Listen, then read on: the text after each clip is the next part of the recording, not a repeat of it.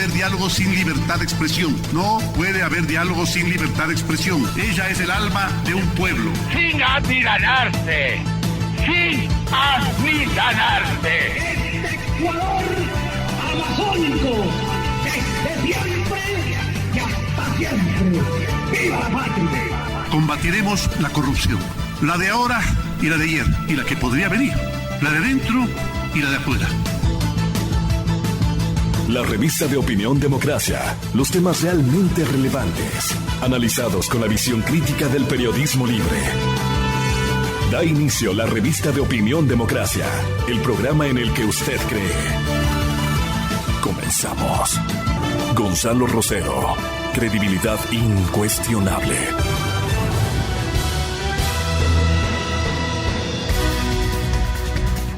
Buenos días, amigas, amigos. Estamos iniciando ya esta semana, martes 8 de diciembre del 2020. Bueno, hay algunos temas que tratar. Parecería que no terminamos por tener papeleta para la candidatura presidencial, pero además de la candidatura presidencial, se van sumando otras candidaturas que entran en discusión, ¿no? Como que el Tribunal Contencioso Electoral, que cada vez demuestra que es una vergüenza, cada vez más demuestra que son capaces no de tomar decisiones, sino de darse una cantidad de vueltas como para dejar en manos nuevamente del Consejo Nacional Electoral una decisión que bien podrían haberla zanjado. Tenemos candidatos como el expresidente Abdalá Bucaram, con grillete, nada menos que al señor Mariano Curicama, el abogado Curicama, exprefecto de Chimborazo, con grillete también, ya de candidato en Minga, como dicen allá en Riobamba, el señor doctor Heredia, el presidente de la Comisión Anticorrupción de Chimborazo, decían, oigan, ¿cómo se resuelve esto? Ya están pidiendo que se suspendan los juicios, claro, como consecuencia de estas propuestas o de estas inscripciones se suspenden. Pero una cosa más dura todavía que nos hemos enterado en este fin de semana, adicionalmente a otras investigaciones, es el tema de los médicos a quienes todos les hemos agradecido, hemos reconocido, pero ha habido un grupo ahí de médicos, no solo que no cumplieron y que cobraron, pero que nunca fueron a los hospitales, y otros toda una trama, y nuevamente en la seguridad social, para llevarse los clientes a clínicas particulares y cobrarles, y no cumplir los horarios. Creo que el Colegio de Médicos, la Federación, tiene que ayudar para descubrir todo esto que daña una labor que habían sido aplaudida por el país, pero en donde encontramos a médicos que por diversas razones no han colaborado desde los cargos que tienen, por los que se les paga, pero que adicionalmente sí atendían en sus despachos privados.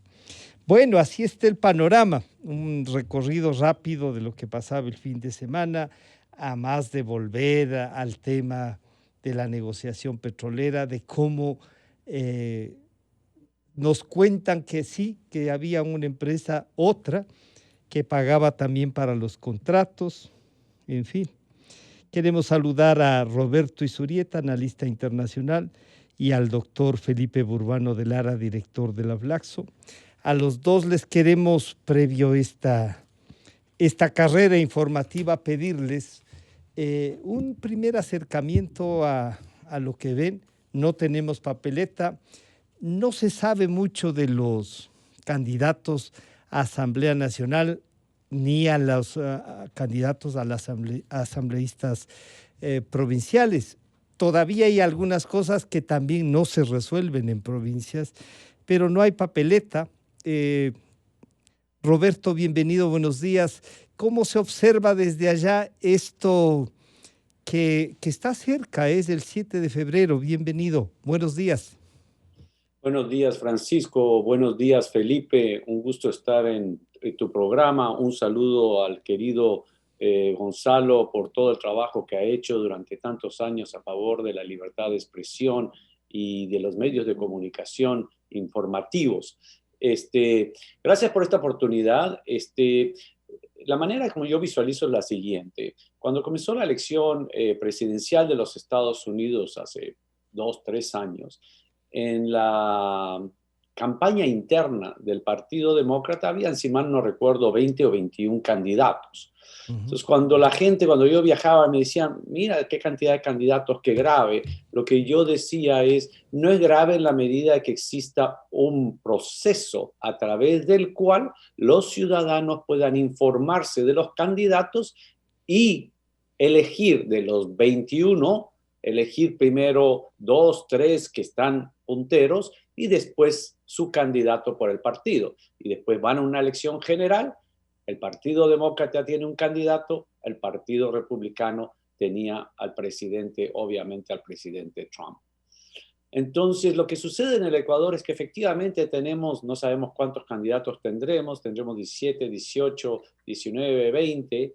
El problema es que no existe el proceso a través del cual le permiten a los ciudadanos escoger de esos 18 cuáles son los candidatos punteros. Eso es malo. Lo bueno en esta elección, a diferencia si comparamos con la que va a enfrentar Perú el próximo año, es que la ciudadanía, y así nos han dicho básicamente todas las encuestadoras, tiene 3 candidatos punteros.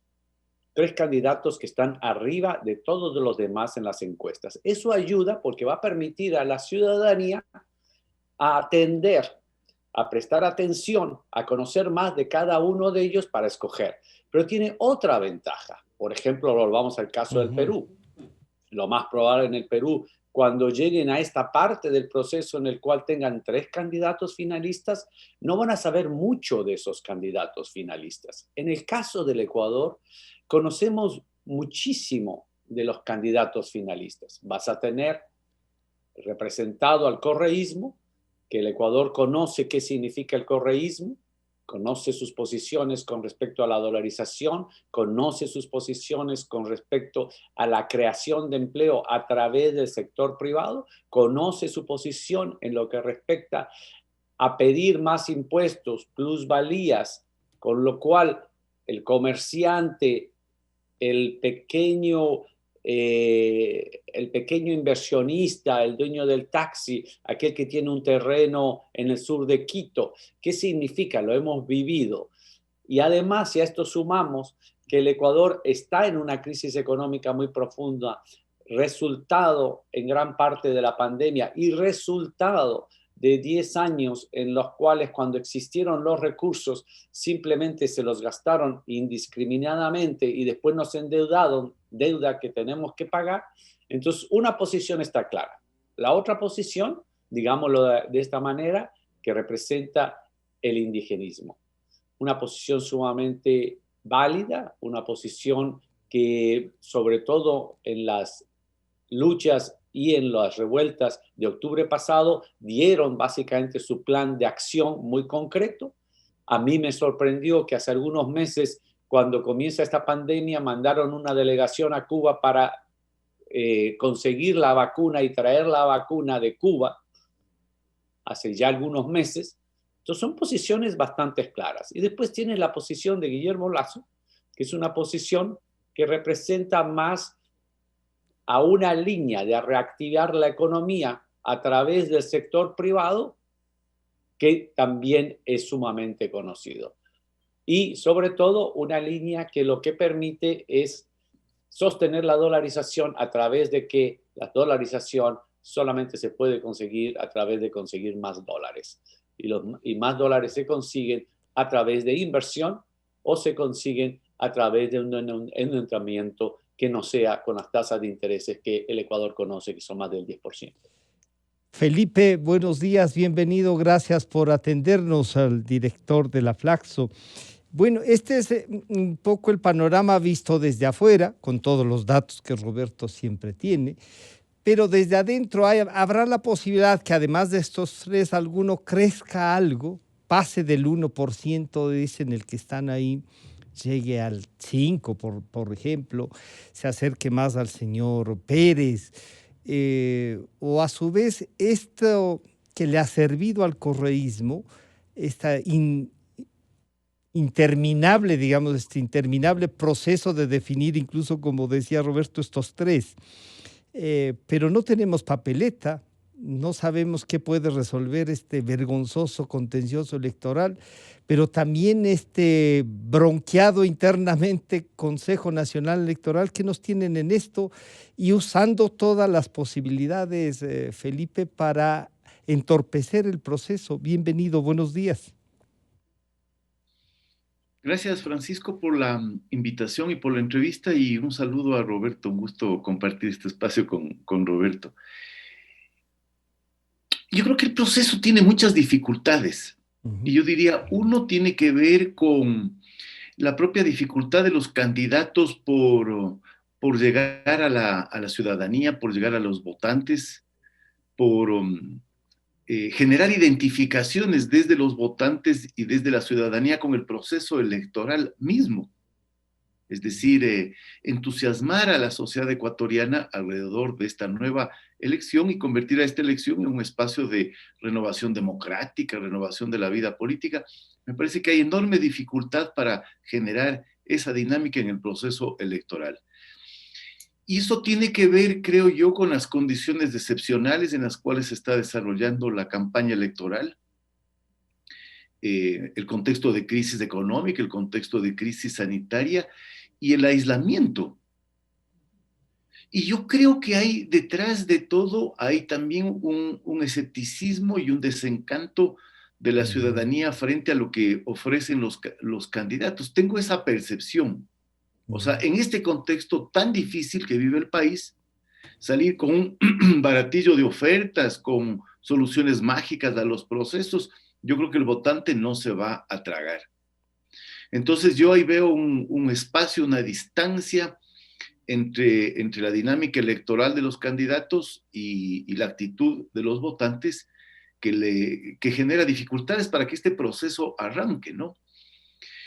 Y por otro lado está, creo yo, la calidad misma del proceso electoral, a lo que tú aludes, Francisco, ¿no? Este tribunal contencioso que no es capaz de tomar decisiones, la división en el Consejo Nacional Electoral, que están en pugna permanente y que eso incide sobre la confianza que podamos tener los ciudadanos frente al proceso, frente a la transparencia del proceso, frente a la calidad del proceso, frente a los resultados que arrojen el mismo proceso, a la credibilidad del proceso, ¿no?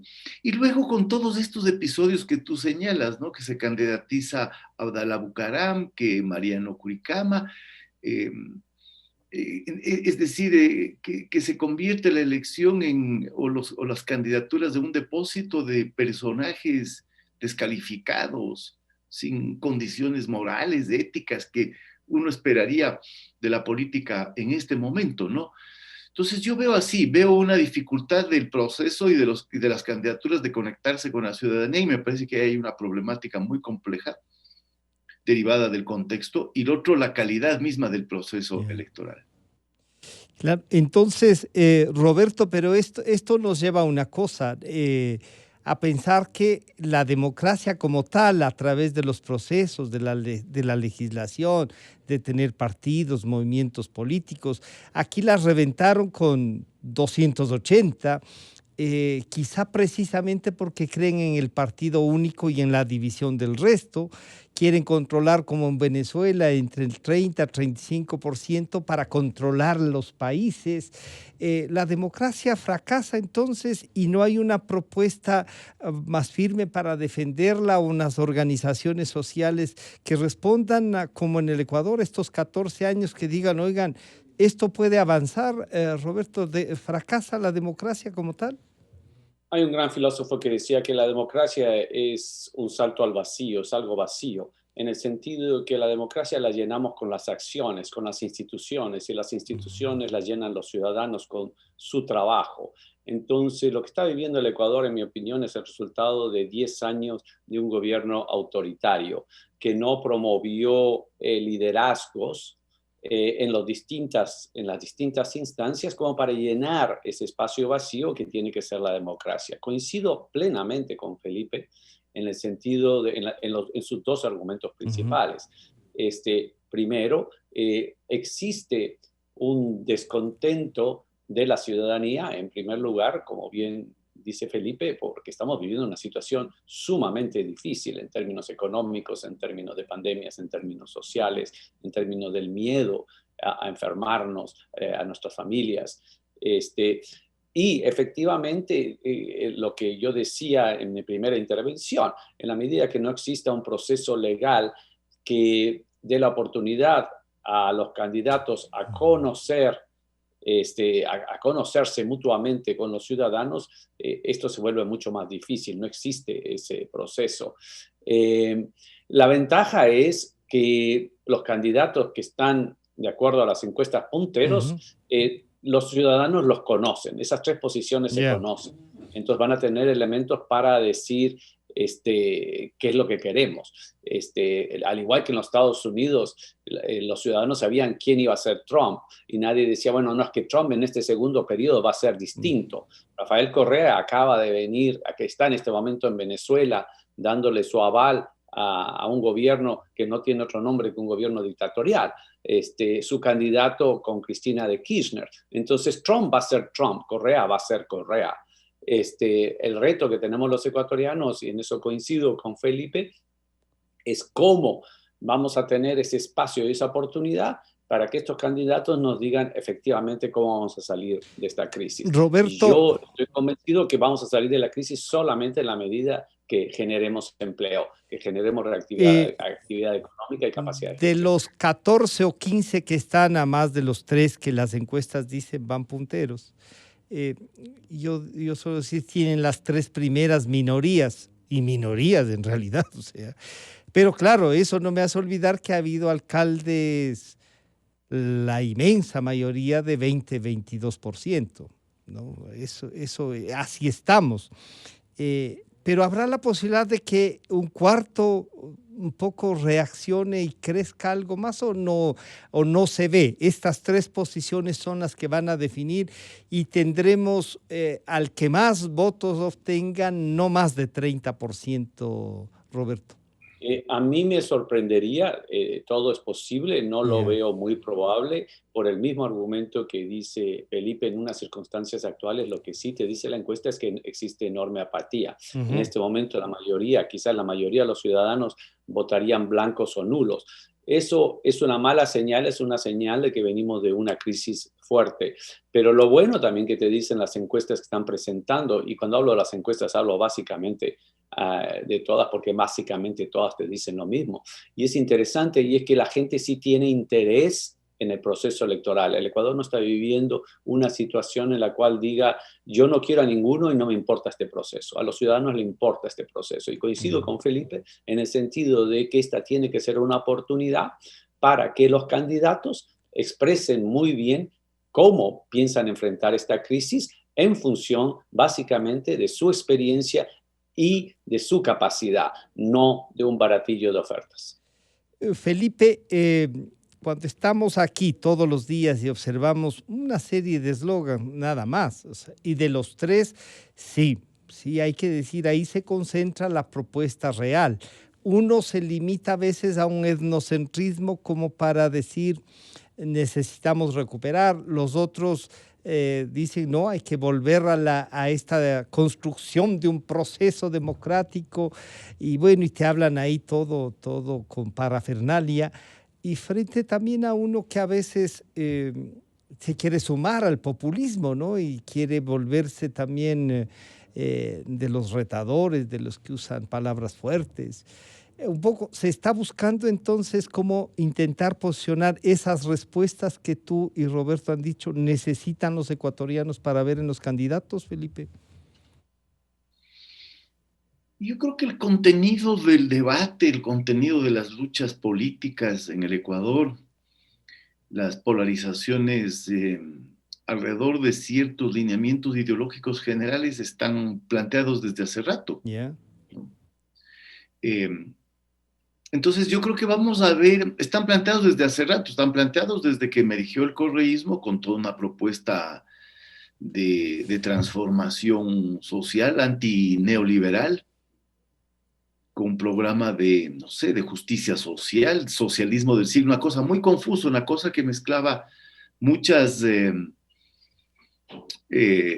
consideraciones discursivas, ideológicas de distintos signos, pero que terminó siendo lo que conocemos. Entonces yo creo que eso dejó trazado el mapa político ideológico en el cual se mueve la política en el Ecuador en los últimos años, se está moviendo. Y me parece que esta campaña va a repetir esa disputa, esa lucha ideológica, quizá con un elemento nuevo y distinto que vamos a tener, que hay dos candidatos relativamente fuertes, o en este grupo de los tres que encabezan. De quienes van encabezando, que se proclaman como candidatos de izquierda, ¿no? Una izquierda más populista que surge con el correísmo, que gira alrededor de la figura de Correa, que tiene un personaje desconocido, sin ninguna trayectoria, a quien el país tiene que ir conociendo, pero yo no sé si es que va a llegar a conocer efectivamente quién es Arauz. Pero bueno, hay una línea y sabemos cuál es esa línea. Y el plan de gobierno de las 11 justicias que está planteando el correísmo es un regreso, en la mayoría de casos, a lo que fue la propuesta de Alianza País. Y luego está esta otra izquierda, ¿no? Esta izquierda de Yacu Pérez, que es una izquierda más indigenista, más conectada con la vida de las comunidades, con una larga tradición de militancia con las comunidades, ¿no? Que también tiene una línea antineoliberal, anticapitalista, en eso hay una convergencia de estas dos izquierdas. Entonces yo creo que está trazado ese debate ideológico en términos generales. Entonces es probable que los votantes se vayan a inclinar y se vayan a posicionar alrededor de esas posturas, ¿sí? Lo que los candidatos tendrían que hacer es, ok, a partir de esas visiones generales, ¿cómo aterrizan sus programas para ver si es que allí hay propuestas concretas, viables para salir de la crisis, ¿no? Pero yo creo que el terreno ideológico, repito, está trazado, como está trazado en general en América Latina, ¿no? O sea, no veo que haya mucha novedad alrededor de eso, ¿no? ¿Tampoco observarías un cuarto ahí emergente, un cuarto ahí que pudiese comenzar a disputar en serio espacios? Yo no veo, son muy malos los otros candidatos. Son muy malos los otros candidatos. El otro día veía una entrevista a Isidro Romero. Bueno, el señor es de vergüenza. Sí. ¿No? Bueno, porque habla con una soberbia, con una solvencia, con una... Dice brutalidades solventemente. Sí. Sí. Y tiene fórmulas mágicas, ¿no? Tiene fórmulas mágicas. Y yo creo que hoy la gente, sí, me imagino que se va a interesar en el proceso político, pero la gente está muy golpeada. Está muy golpeada como para caer en discursos mesiánicos, ¿no? Aunque la política siempre tiene su lado mesiánico, pero yo creo que ahora... Es que tiene que tener, dicen algunos, ¿no? Si no tiene ese discurso ahora mesiánico, como que pierde la esperanza, esa visión de futuro, Felipe. Esa es una forma de construir horizonte y perspectivas, ¿no? En momentos de crisis. O sea, las estrategias populistas, las figuras populistas, los liderazgos populistas tienden a emerger cuando hay desesperanza, cuando hay escepticismo, cuando no hay confianza en las reglas del juego político, en las instituciones, en los liderazgos, en los partidos. ¿Sí? Claro. Pero ya llevamos mucho tiempo de este momento de crisis. Entonces... Claro, ahí hay que buscar entonces... Que además arrasó con todo, arrasó con las instituciones, arrasó no dejó títere con cabeza, como con los partidos, arrasó con la idea de una democracia liberal y representativa, ¿no? Entonces me parece que estamos ahí, atrapados en ese juego. Una crítica permanente, persistente desde las izquierdas a la democracia representativa, que tiende a caer esa propuesta o esa crítica en caudillismos, en populismos, en personalismos, ¿no? Pero creo que ese es el escenario en el que estamos. este escenario trazado, tanto Roberto como Felipe nos plantean así, aquí vamos a escoger, ya hemos vivido, como dice Roberto, las propuestas, la última propuesta con más fuerza la vimos en octubre, que es lo que están dispuestos a hacer. Esa falta de credibilidad en las instituciones, pero también porque hay instituciones y gente que cada vez se alinea a través de más o menos quién va ganando y resuelven las cosas así.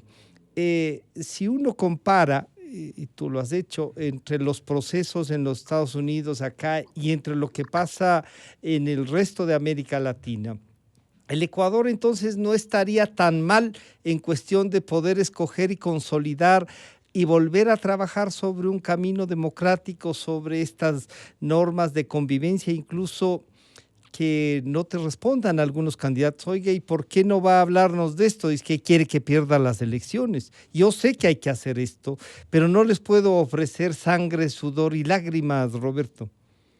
Muchas gracias, Francisco. Efectivamente, la contribución que yo personalmente quiero hacer como ecuatoriano en este proceso es el siguiente, que el Ecuador, a diferencia de otros países, tiene opciones claras. Y así como yo decía en el caso de los Estados Unidos, si tú vas a votar por Trump, no te equivoques quién es Trump. Si tú quieres votar por el correísmo que acaban de venir de Venezuela, no te vas a equivocar porque estás votando.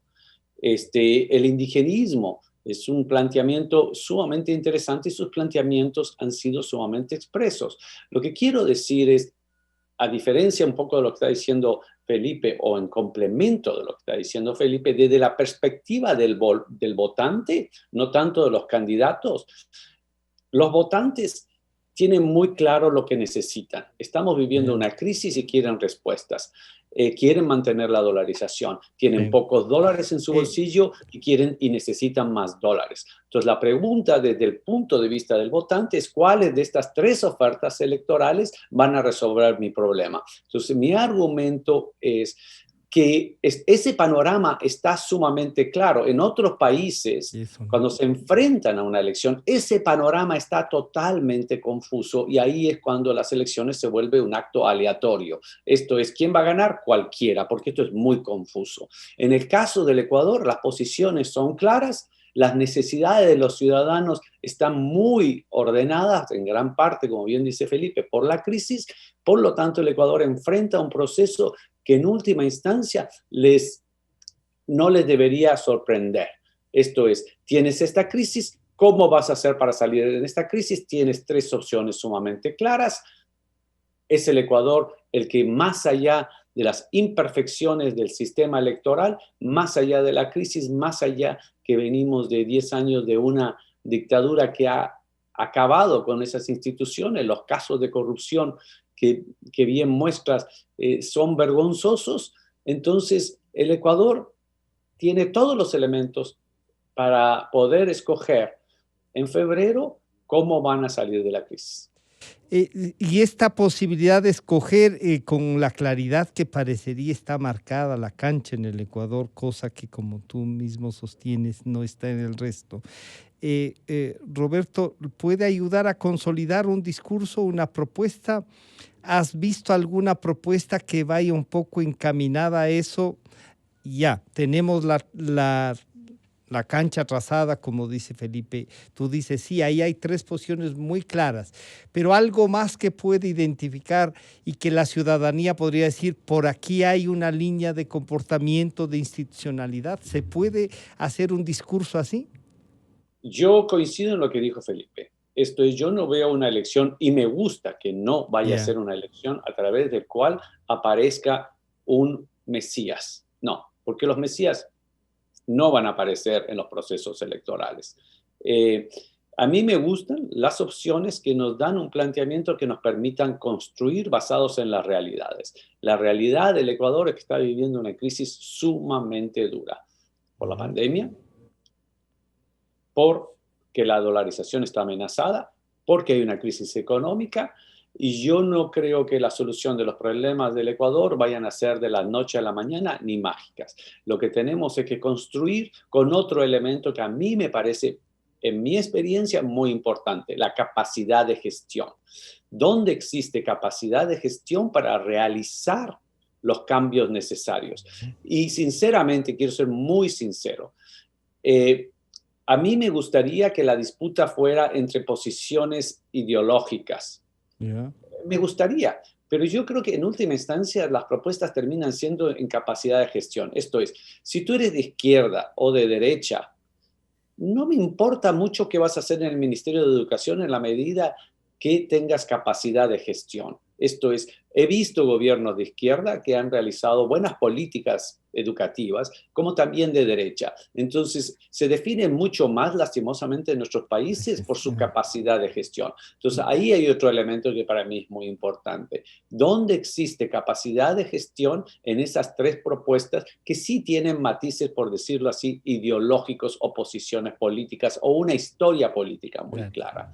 ¿Dónde está la capacidad de gestión? Porque vamos a salir adelante de la crisis económica y enfrentar todos los retos que tenemos en salud, en educación, etcétera, etcétera, cuando tengamos un gobierno con la capacidad y la experiencia para que lo haga posible, capacidad de gestión. Felipe, esta capacidad de gestión, claro, entonces ahí estaríamos entre los que ya gobernaron, incluso uno podría visualizar quiénes pueden ser ministros del uno, del otro y del otro. Los otros no tienen posibilidades ni de presentar listas completas, o sea, también ahí hay esas debilidades de algunos de los otros candidatos, pero en general uno diría esta capacidad de gestión que dice Roberto, se la puede montar como se la monta el presidente Moreno, la ha ido montando a medida que iba saliendo de la Revolución Ciudadana. ¿Estarán claros también entonces estos equipos que pueden llevarnos a tener la idea de la capacidad de gestión, como dice Roberto? Felipe. Yo creo que sí. ¿Sí? Si uno ve algunos de los ejes, por ejemplo, de la campaña de Lasso, van alrededor de eso, ¿no? O sea, yo soy todo lo que yo he hecho en mi vida, dice Lasso, ¿no? Yo construí un banco, soy una persona de clase media, ayudé a montar la terminal terrestre de Guayaquil, o sea, él sí se vende como eso, y me parece que está muy, sí, está muy vinculado a su imagen de un empresario, de un banquero que ha hecho cosas, ¿no? Entonces yo creo que los candidatos efectivamente se mueven alrededor de eso, a venderse como buenos gestores, que quiere decir, yo soy capaz de hacer lo que estoy ofreciendo, ¿no? Eso, por ejemplo, le va a costar más a Arauz, porque no ha hecho mucho.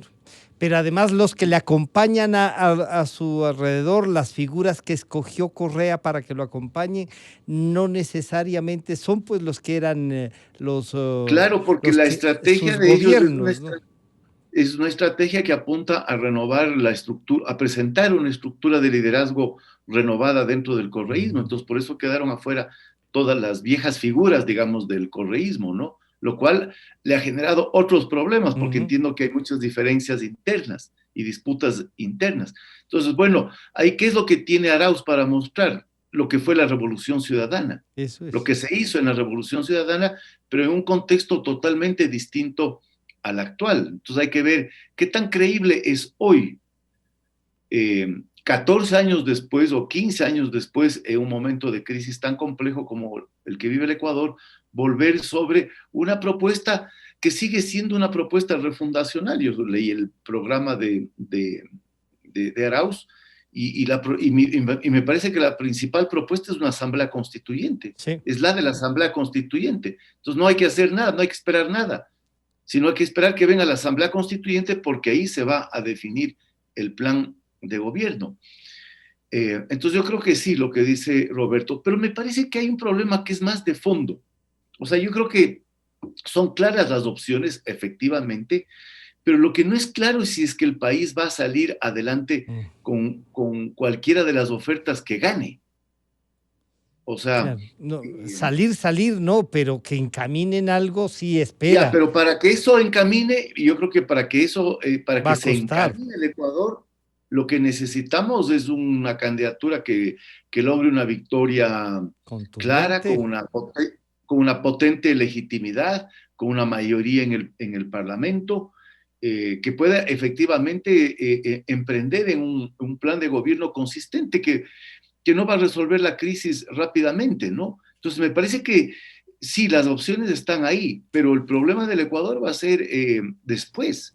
Yeah. Porque las condiciones en las que se está moviendo la política, la economía, la sociedad, no van a cambiar con las elecciones. Y si tenemos ahí unos candidatos que no lleguen con fuerza, con legitimidad, que se reproduzca esta polarización que estamos viviendo, donde no hay espacios de entendimiento, donde hay descrédito de las instituciones. Entonces yo creo que por ahí nos salimos. Estallido es este libro presentado por una parte de la CONAIE, diríamos que es la CONAIE en sí, y no es Pachacútec, que es su brazo político, en donde, claro, te plantean la eliminación de todo. Aquí es la dictadura del proletariado, y entonces uno dice, oigan, tanto como al interior del correísmo como en Pachacútec hay una división. Y en el otro sector hay un respaldo de un partido que como que renunció a buscar la presidencia, porque su líder máximo asimismo renunció a buscarla también y a pelearla. Un poco a ratos estaba esperando que le vayan a decir, señor, venimos a dejarle la presidencia a la República, y hacen cosas como que no quisieran que gane a quien están respaldando, no les importa. Entonces, como ahí está estallido. Y entonces tienes en cada uno de los sectores, y esto refuerza lo que nos dice Felipe, grupos que no van a permitir una gobernabilidad, Roberto, muy fácil, por este empeño en polarizarnos que tenemos, ¿no? Entonces, no solo la elección hay que viabilizarla, sino también este será un compromiso para a quien elijamos presidente pueda gobernar. Yo soy un poco más optimista y coincido con Felipe.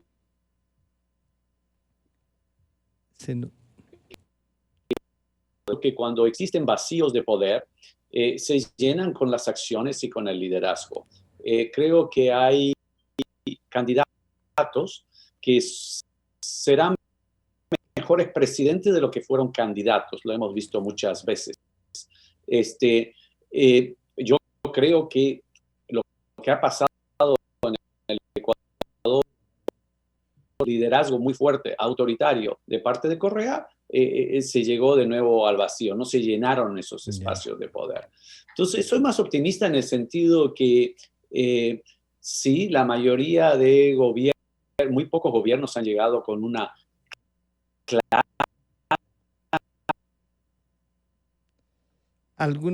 Hay un problema de sonido, Roberto, perdóname, no sé si el micrófono tuyo tiene alguna... Perdón, Roberto, se nos fue un poco el sonido.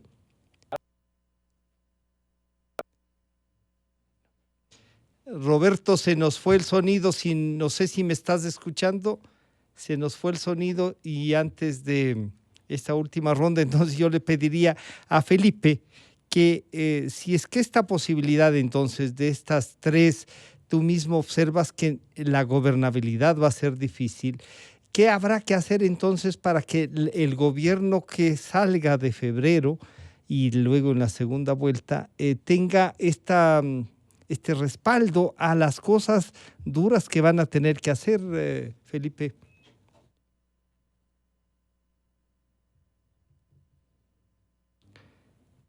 ¿Tampoco está Felipe en línea? Alguna cosa nos falló con el Zoom. Bueno, son los temas de la tecnología, ¿no? Son los temas de la tecnología y esperamos que podamos hacer. No sé si es que podemos volver vamos a un corte pequeño y enseguida volvemos. No. Vamos a intentar conectarnos con Felipe Burbano de Lara para ir concluyendo también el análisis.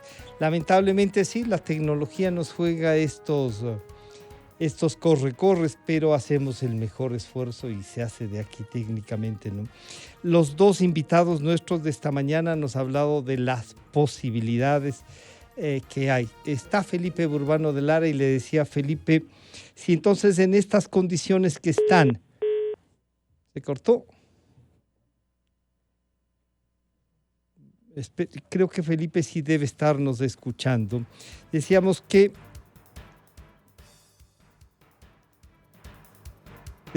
Felipe, que las condiciones de gobernabilidad a través de la elección del Congreso, pero además de un compromiso ciudadano para salir adelante, debe ser lo indispensable entonces como consecuencia de la elección que tengamos, Felipe. Bueno, y solo una parte de la pregunta, Francisco, pero quizá puedo retomar algo de lo que decía. Gracias, ya retomamos incluso la imagen, sí. Lo que decía Roberto. Ojalá en ese momento en el cual se puede llenar este vacío político que se creó después del correísmo. O sea, nosotros tuvimos un liderazgo efectivamente muy poderoso durante 10 años, un movimiento poderoso, un movimiento mayoritario inédito en historia política del Ecuador, al menos desde el retorno a la democracia, una hegemonía política enorme, y relevar ese liderazgo es difícil en cualquier proceso, y más todavía en procesos y en países con débiles tradiciones e institucionalidad democrática. Entonces, hemos visto en los últimos 4 años un vacío. Entonces, es probable que ahora estemos frente a lo que dice Roberto, ojalá, así que se va a llenar el espacio político. Ya pasó el postcorreísmo, ahora vamos a entrar en otro momento que va a permitir la afirmación de nuevos liderazgos. Pero, por ejemplo, sí. y yo creo que no sabemos bien en qué dirección se están moviendo los actores políticos frente a la democracia. Si ese es el escenario en el que vamos a jugar políticamente.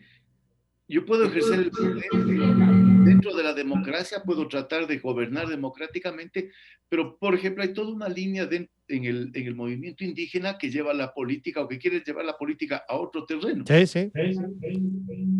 ¿No?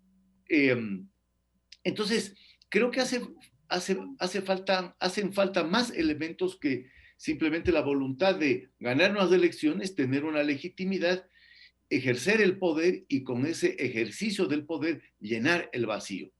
¿No? Pero la política es así, en ese sentido, Roberto tiene razón. Estoy de acuerdo contigo, Felipe.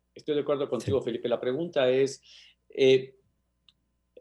una línea sería cómo se llenan esos espacios de poder, es a través de otro autoritarismo, o es mejor llenar los espacios de poder dando oportunidades en un gobierno abierto para que nuevas figuras surjan, porque existe el liderazgo en el Ecuador, el liderazgo de los próximos 20, 30 años, hay que darles esas oportunidades. Lo que yo veo es que muchas veces estos gobiernos autoritarios, centralistas, no producen eso. O sea, lo que único que producen es que todo va a través del líder, comienzan los procesos de corrupción y después caen en 1000 pedazos y no nos queda nada. Entonces yo sí creo que es mucho mejor buscar un gobierno que promueva esos liderazgos. ¿Qué piensas, Felipe?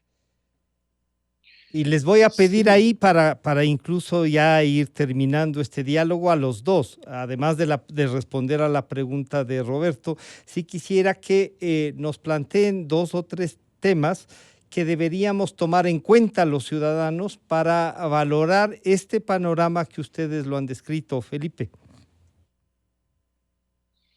Sí, yo creo que hay que apoyar aquellas posturas, aquellas tesis, aquellos liderazgos que generen espacios de convergencia alrededor de un campo democrático amplio, diría yo, ¿no? O sea, yo creo que hay que trabajar en esta elección, en este esfuerzo por llenar el vacío, hay que trabajar en un marco democrático que nos permita una convivencia y que permita restablecer tradiciones liberales fuertes y que permita generar nuevos liderazgos.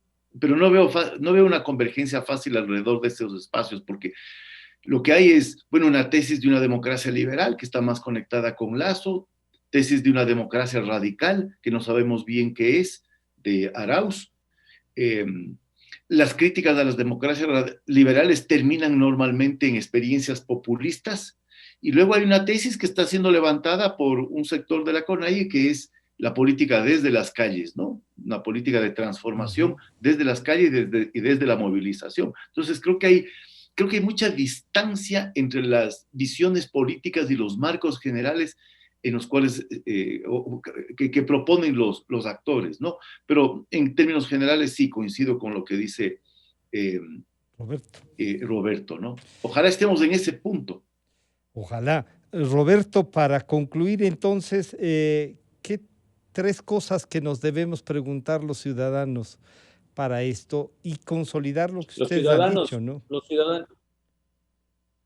Los ciudadanos lo que más necesitan es cómo recuperar el empleo, cómo generar empleo, cómo generar actividad económica para que se pueda vender más, sobre todo el comercio, la economía informal, cómo hacer que existan más ingresos para ir saliendo de la pobreza, o sea, la parte económica, ingresos, empleo. Eso es central. Segundo, sin lugar a dudas, políticas de Estado más eficientes, con experiencia, capacidad que nos permitan enfrentar los retos, sobre todo en este momento, lo más urgente es el reto de la pandemia. Y tercero, yo pienso que es la lucha contra la corrupción. Después de lo clásico de los gobiernos autoritarios, de las dictaduras, es que cuando esas terminan, comenzamos los ciudadanos a ver todas esos historiales de corrupción que tienen que clarificarse. Entonces, un gobierno transparente con instituciones más independientes, lo que tiene que buscar, ayudarnos a buscar, es que exista muchísimo menos corrupción, mucha más eficiencia y sin lugar a dudas lucha contra la corrupción. Muchísimas gracias a los dos por acompañarnos, analizar, acercarnos un poco más a esta realidad que la visualizan, que la ven de afuera, de adentro, acompañando el pensamiento y siguiéndolo. Roberto Izurieta, analista internacional, y Felipe Burbano de Lara, director de la Flaxo, catedrático universitario. Muchísimas gracias por acompañarnos, un gusto saludarlos y estaremos en contacto. Siempre es un gusto y gracias por acompañarnos nuevamente. Han estado con nosotros... Calidad. ¿Ya? Han estado con nosotros Roberto Izurieta y Felipe Burbano de Lara. Ya volvemos. Gracias. Inicio de espacio promocional y publicitario. Si algo caracteriza al Ecuador es